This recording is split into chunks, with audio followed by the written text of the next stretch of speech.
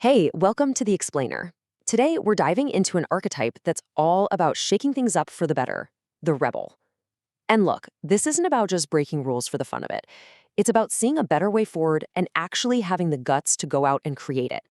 So, our whole guide for today comes from this one source, the rebel card. Just take a look at the energy here. It's so confident, right? Defiant, and totally ready to challenge how things are done. But don't get it twisted. This isn't about chaos. This is all about intentional change. All right, so here's how we're going to break this down. First, we're going to meet the archetype itself. Then we'll turn inward and talk about our own limiting beliefs. After that, we'll see how that inner work fuels real-world action. And finally, we'll get into the rebel's biggest goal, paving a totally new way for others. So let's get right into it.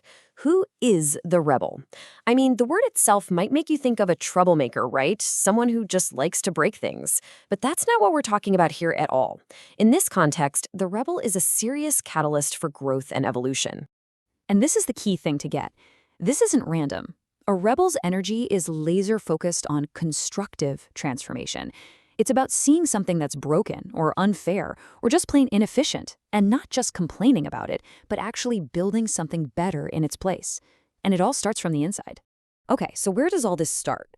Well, before a rebel can ever hope to change the world, they first have to change their own mind. This is about taking on that first and honestly most important battlefield, the one that's right inside you. And the card just lays it out plain and simple. Limiting beliefs are limiting your abundance. That's it. That's the core idea of the rebel's whole journey. What you believe you can do directly shapes what you actually get to do and receive in your life. So what are these things exactly? Well, limiting beliefs are basically the invisible walls we build around ourselves. They're all those little stories we tell ourselves, the I can't do that, or I'm not smart enough, or people like me don't get to do things like that. We say them over and over until they feel like facts. The rebel's first job is to start knocking those walls down. So this is where it gets real for a second. I want you to think about this. What are the stories you're telling yourself? Which of these self-imposed rules are keeping you stuck, holding you back from what you could really be? Seriously, just seeing them for what they are is the first huge step to breaking free. Okay, so once you start doing that internal work, that rebel energy, well, it has to go somewhere, right? It just can't be contained. It's time to take all that new clarity and aim it outward. Let's see how that inner rebellion becomes real, external action.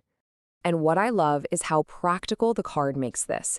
It lays out 3 clear roles the rebel can step into: a system buster, an entrepreneur, or a teacher. These are the main ways this energy shows up out in the real world. Let's dig into these a little bit. The system buster is the one who directly takes on structures that are just outdated or unfair. The entrepreneur takes it a step further. They don't just fight the old system, they build a brand new one. And then you've got the teacher, the one who finds a better way and then shares that knowledge to empower a whole new wave of people to make a change. And that right there, that's the real difference. Look, anyone can complain about what's wrong. That's easy. It's passive. But being a rebel, in this sense, is deeply active. It's all about taking responsibility and becoming a creator, a builder, a true pioneer. This brings us to our last section, and honestly, this is where it gets really big. The work of the rebel isn't just about making things better right now. It's about creating an impact that lasts, a legacy that echoes long after you're gone. And the card says it so powerfully. You're a trailblazer, meant to pave the way for future generations.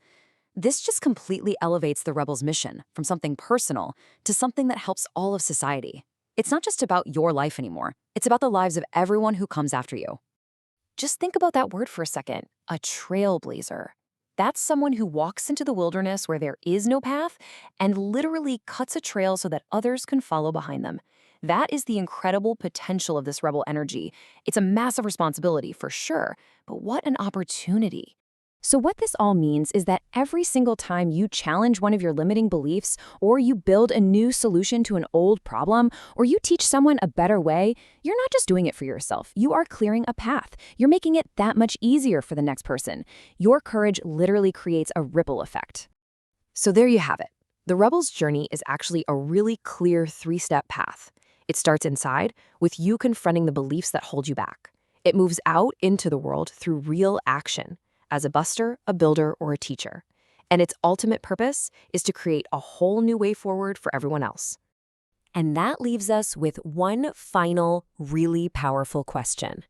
This rebel archetype isn't just some abstract idea. It's a potential that exists inside every single one of us. So the question isn't if you can be a rebel, it's how. What old, broken system are you finally ready to challenge? What new path will you pave?